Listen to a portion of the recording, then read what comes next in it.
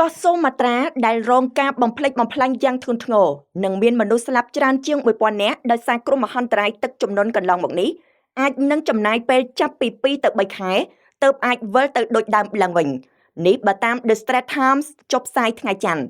យោងតាមទិន្នន័យផ្លូវការចំនួនអ្នកស្លាប់ដោយសារព្យុះស៊ីក្លូនដែលបង្កឲ្យមានទឹកជំនន់និងការរអិលបាក់ដីបំផ្លិចបំផ្លាញផ្ទះសម្បែងនិងបង្ខំឲ្យអ្នកស្រុករត់ទៅជ្រកកោននៅមណ្ឌលភៀសខ្លួនកាលពីចុងខែវិច្ឆិកាបានកើនឡើងដល់ទៅ1030នាក់គិតត្រឹមថ្ងៃទី15ខែធ្នូខណៈដែលមនុស្សប្រហែល206នាក់នៅតែបន្តបាត់ដំណឹងព្យុះស៊ីក្លូនបិសាចនេះក៏បានឆក់យកអាយុជីវិតមនុស្សប្រហែល200នាក់នៅភាគខាងត្បូងប្រទេសថៃនិងម៉ាឡេស៊ីផងដែរពាក់ព័ន្ធនឹងបញ្ហាស្ដារឡើងវិញ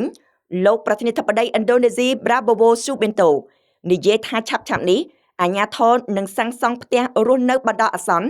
រាប់រយកន្លែងសម្រាប់ជនភៀសខ្លួនបើតាមមន្ត្រីជាន់ខ្ពស់រដ្ឋាភិបាលដំណើរការស្ដារកោះសូម៉ាត្រាឡើងវិញ